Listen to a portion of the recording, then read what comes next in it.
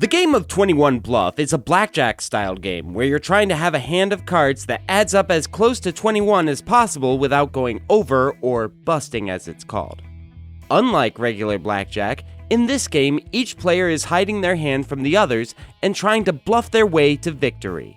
To begin a game, each player gets a deck of cards. After shuffling their deck, they then pass it to the player to their left. Next, the youngest player is then given the dealer token, and every player draws 2 cards from their deck. Now, the first round can begin. But before we continue on to gameplay, we should cover the value of the cards. Number cards are worth their printed value. Face cards are worth 10, and aces can count as 1 or 11, whichever is best for the player. This game also comes with power cards that have special effects that we'll talk about later, but as far as value is concerned, there are the -1 and 2 cards that subtract from your total, the 0 card which doesn't affect the hand's value at all, and the auto double and auto split cards that are worth the same as the aces. The goal of the game is to be the first player to reach 21 points. Each player has a chance to win 1 point per round, but they can increase this amount if they're feeling confident or are good at bluffing. On a round, each player is individually competing with the dealer. The dealer starts each round by deciding to either keep the number of points as it is, or offer to raise the points with each player.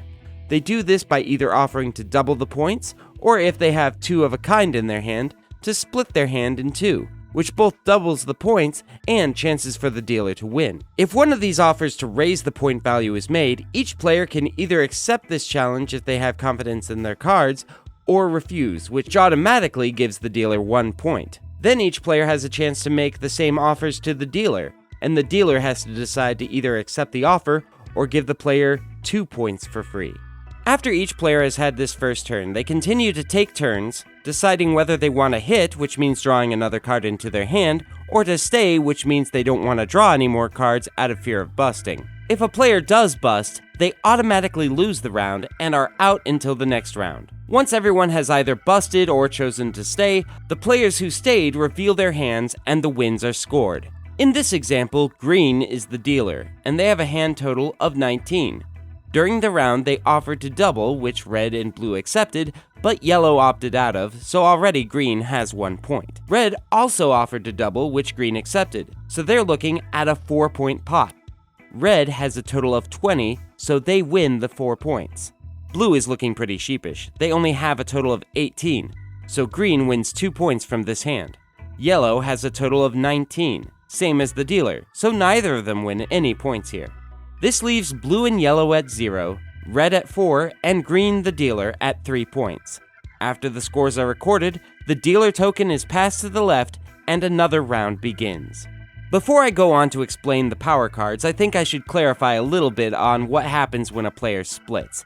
When a player has 2 of a kind and their offer to split is accepted by the opponent, the player then draws another card and is now holding 2 hands that they can hit or stay with individually. Each hand is worth 1 point, so if the player wins with both, they gain 2 points, and if they lose with one or both, the opponent gets the lost points. Each player can only split once. And here's a handy chart in the instruction to explain all of the complex scoring situations better than I could, so moving on. Now that you've got the basics, let's look at the different power cards real quick. Some we've already covered, like the 0 and minus cards, pretty easy there. The Auto 21 card brings your hand value to 21, which is basically a win every time, unless you draw the bust card, which is an automatic lose for that hand no matter what. The auto double card doubles the hand's points and also makes the player draw a card. The auto split cards makes the player split their hand if they can. Once again, there are lots of little rules here and there for different situations that may come up in the game, but this should get you started. And until next time, this is Hogwash. Catch you later.